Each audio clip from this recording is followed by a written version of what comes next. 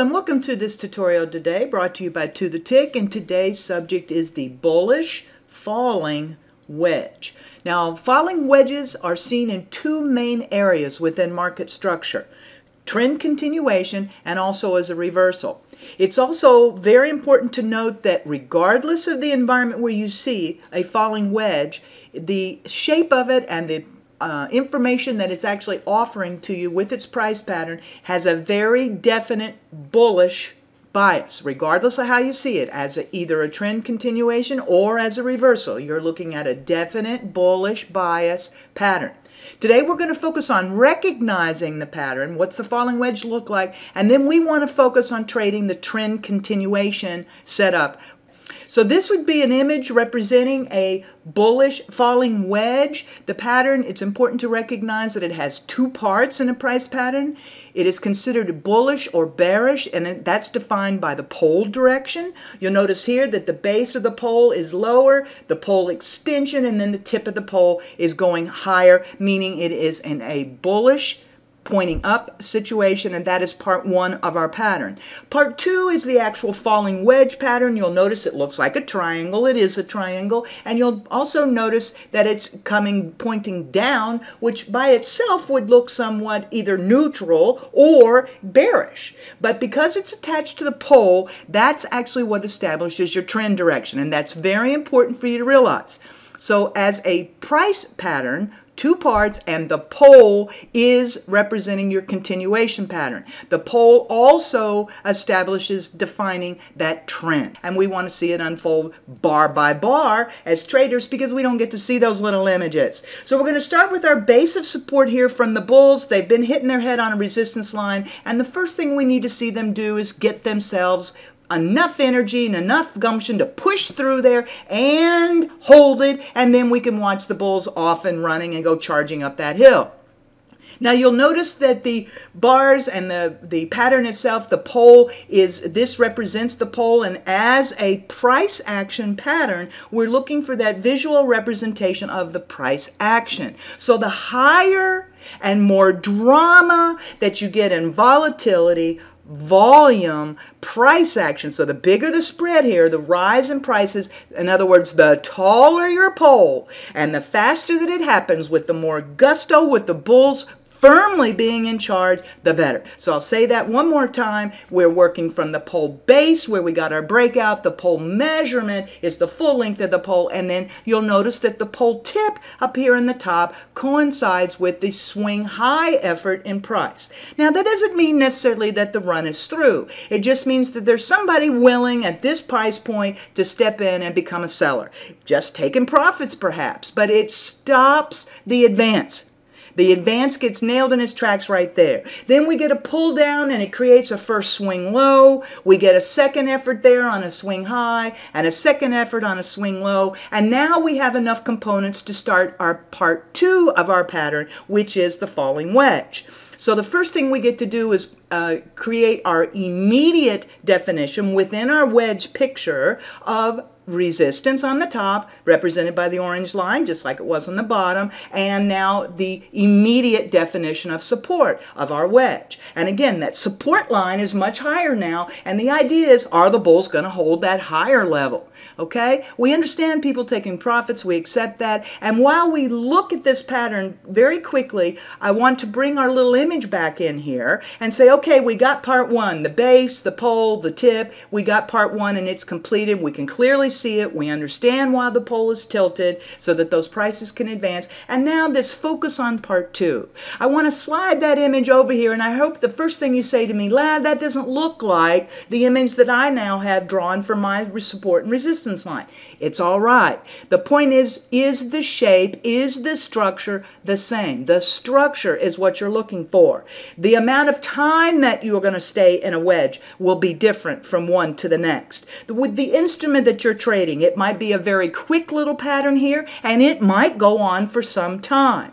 But ideally, as a continuation trade, we want to see this be a fairly brief time. We want to see them consolidate. We want to see volume consolidate. consolidating, and we want to see the action inside the wedge very closely resembling what we see in volume. So every effort then on that upper resistance push, you're going to see the seller step in. And when we come back to support, you'll see the buyer step in. And ultimately what's happened, you are getting your prices squeezed inside this range-bound picture. The structure is what you're looking to remain the same. So what do we have as structure? We have a high and we have a lower high. We have a low and we have a lower low. And you're, wait a minute, that's a definition of a downtrend. Lower highs and lower lows. So what we actually have is a downtrend price pattern being contained in our range-bound picture of our falling wedge right after we just had a great big breakout in the market coming from the bulls. So this is considered a counterintuitive pattern, meaning that everything about the price pattern in the wedge is opposite of what created your pole. But again, that's what we're looking for. And I already told you that the vast majority of time, whether this pattern is a reverse or whether it's a continuation that we're working on today, it is considered a bullish bias. And it's because prices here are squeezing and being contained, and it's about the focus of what's going on inside here. The buyers and sellers and the supply and demand of prices. And as we watch our range-bound scenario and prices get tighter and tighter and tighter, this is called an apex. The apex is the area in the middle between these two trend lines that you've drawn, and they are called converging. They are contracting. Prices in a wedge, in a falling wedge, prices contract downwardly. They squeeze to a nice little narrow path. And yes, you might have a poke above your resistance line. You might have a poke like you do here below your support line. But basically, again, you're looking to see who wins this battle. And as we get tighter and tighter and tighter, something has to give. And that's what we're focused on. Now, high percentage of the time, it is a bullish pattern. So we're going to be able to use the pattern itself to actually set some objectives for targeting. First, we're going to realize that with this pressure that we have here, it's going to be a little hard for the aggressive traders to start popping a trade in every time we get back to the support line easily like we do many other continuation patterns. No, this one's putting a whole lot more pressure, and the main point to the falling wedge, notice that the angle, the descent, the slope of your upper resistance line is much more exaggerated than what you're seeing on the support side. That's what you want to see for structure. You want those lower highs and those lower lows, and you want to see that contracting, squeezing price action, and you're looking for this to break long. We are looking for long trades. So break out and show me your resistance points all through the wedge up to and including your highest swing high where we ran into our first wall of resistance. All of those become the less aggressive, more conservative targets. Now, second set of targets will be for us to look at the measurement as if this is a triangle. If it's a triangle, which it is, we are going to measure from the swing high of our resistance, our immediate picture in the wedge, and our swing low. And granted, you might not know what that low is. They might create another low as we get tighter in here. But the measurement for the target is going to be from your swing high to your swing low of your wedge, and you're going to add that to wherever the breakout price is. Okay? Now, the next target and the most aggressive target is to say that I think this is a leg 1, and that's what I just watched. I watched the breakout from the bulls, and I think this is just the first leg. They're taking a little bitty pause here. We're staying with the volume, not really doing anything. It's kind of getting tighter, and the volume decreases as we squeeze these prices because it's more and more uncertainty about what comes next. And basically, you think this is going to lead to a leg 2, and you're going to get to repeat the full measurement,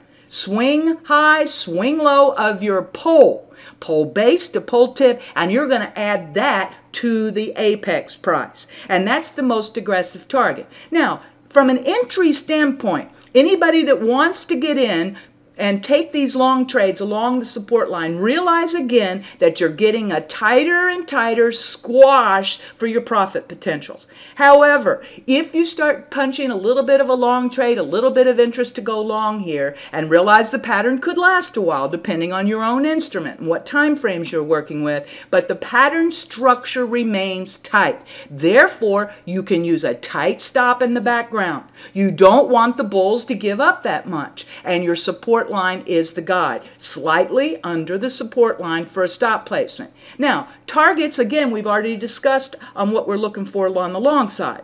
The traditional way to trade this is to wait for the breakout. Plus, many technicians will tell you that with a wedge, often the breakout loses its energy. Well, sometimes it does, sometimes it doesn't. And again, the message, the key message once you get into this area is all going to be about the volume.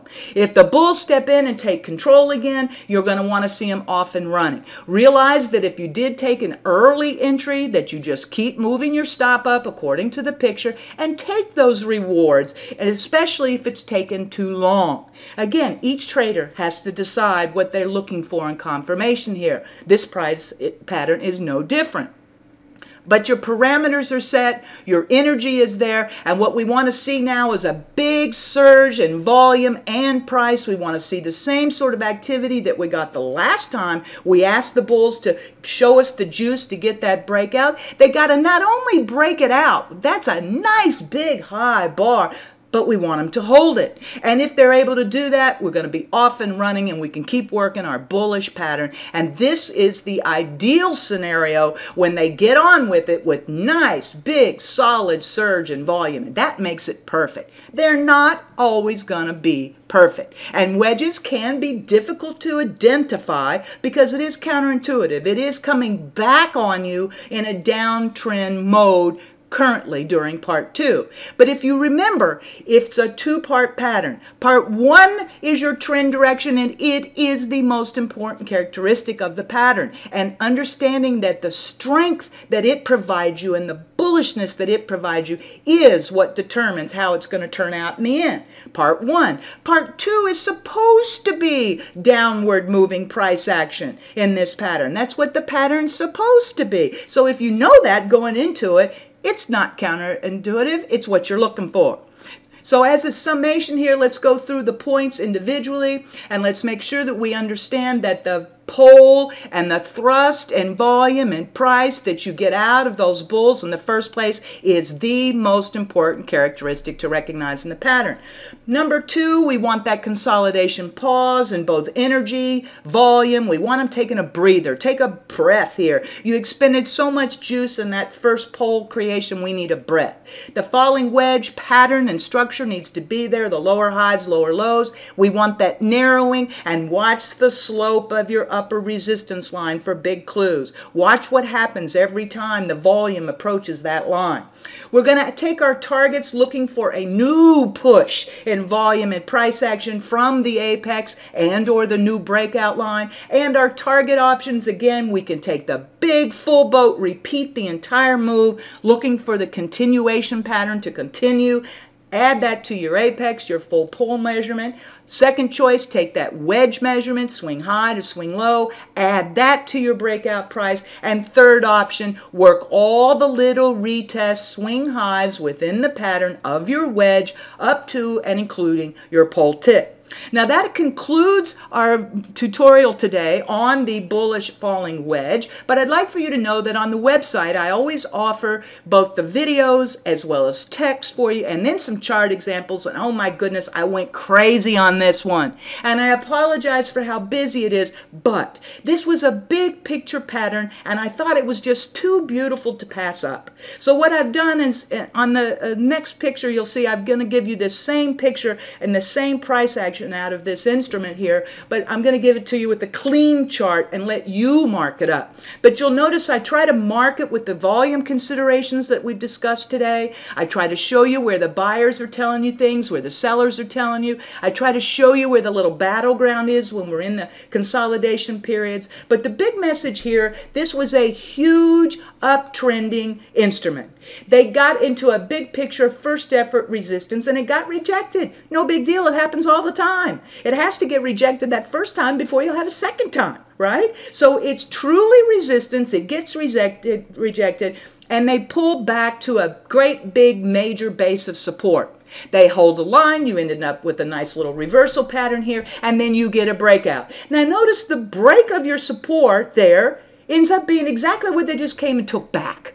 They take it back and hold it. So you're often running for them to make a second effort into that resistance, and this time they get a little higher. Well, it gets a little sloppy up here, yeah, and yeah, there's some little triangles up there, but basically it's still a wedge. Here's the high, lower highs, lower highs, lower highs, and here's the lows. First pull low, second pull low, third pull low. Notice how it gets tighter and tighter, and we're not dropping anywhere near as much as what we're seeing out of the resistance line.